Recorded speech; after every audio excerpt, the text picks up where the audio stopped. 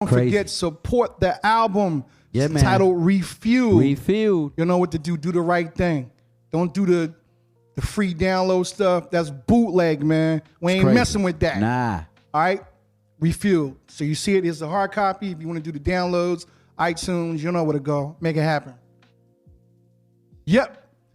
So we're loving this real quick, man. So we got the chat room. Okay. Our interactive chat room. And we have the new wizard in the house today. Well, we have a lot of wizards. The wizard, usually you can't see him, but he's the one that you'll hear his voice. We're going to call this one Wizard Fredo today. Okay, cool, And cool. some of your fans have some questions for you, so we're going to go to the chat room right now. What's up, wizard? Hey, what's going on, E? What's going on, Slim? Yeah, man. All Hey, right. man. I'm ready to hear it. Nice, nice. All right, so we got a lot of people in the comment section here. All right, Jerry says, what is one of your favorite moments while performing live? I think one of my most favorite moments while performing live is like seeing everybody react to from one record to the next. So like if you sing, let's say Peaches and Cream or It's Over Now or something like that, and everybody's like, oh, and then you know when a record has you feeling a certain kind of way, and then all of a sudden when Cupid comes on, and you can really just see everybody react the same way. So you could be in a stage, a crowd where it's 50 people or 50,000 people, and they react the same way.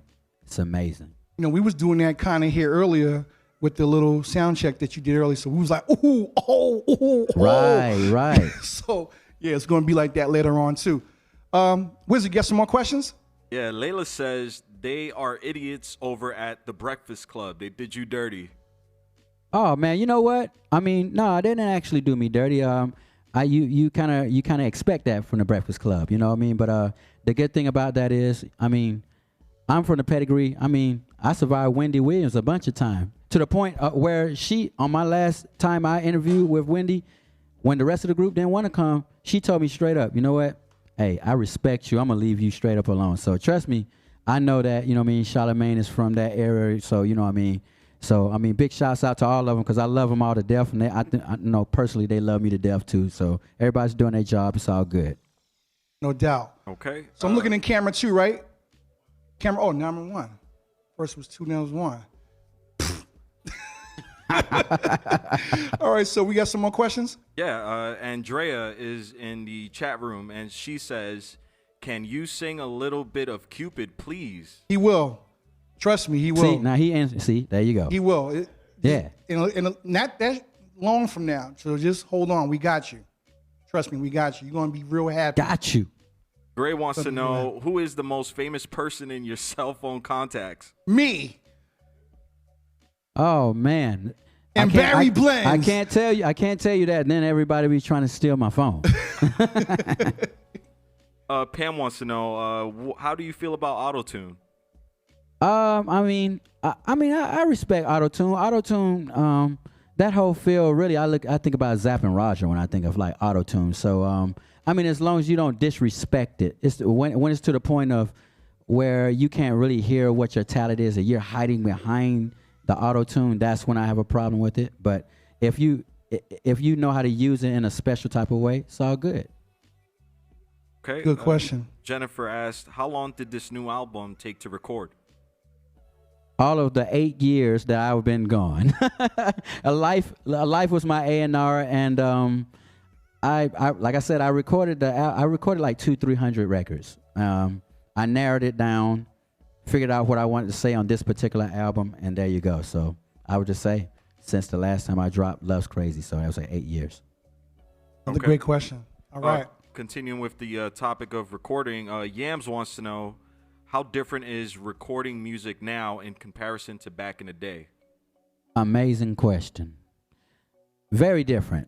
When I first started, we were using reel to reel. It pretty much took all day. It took certain things that, like right now when you have Pro Tools, don't take me but 45 minutes tops to do an album or to do a record. Took 2 or 3 days, reel to reel. So I went through the reel to reel to that to, you know what I mean, all the rest of the stuff, you know. So it's just like, you know, while I do miss the rawness of how reel to reel sound, I do appreciate Pro Tools to make everything is much more easier. Same thing with the music videos also. Music videos are a lot easier now than they were, 15, 20 years ago. We were shooting like movies back then. I'm gonna tell you, you had to have a real budget because 112, our video budgets were anything between $500 to $1 million sometimes, Yeah. So now, like that last video, So Fly, didn't cost me but $10,000. Wizard, we got some more questions? Yeah. Tina wants to know, can you tell us a wild story about some crazy fans? Crazy fans. One time in West Germany, 112, we had we went out to dinner, and outside it was probably like it was below 0 degrees. Yo, it was these guys. They were upset. Like these guys were like they had no no shirts on.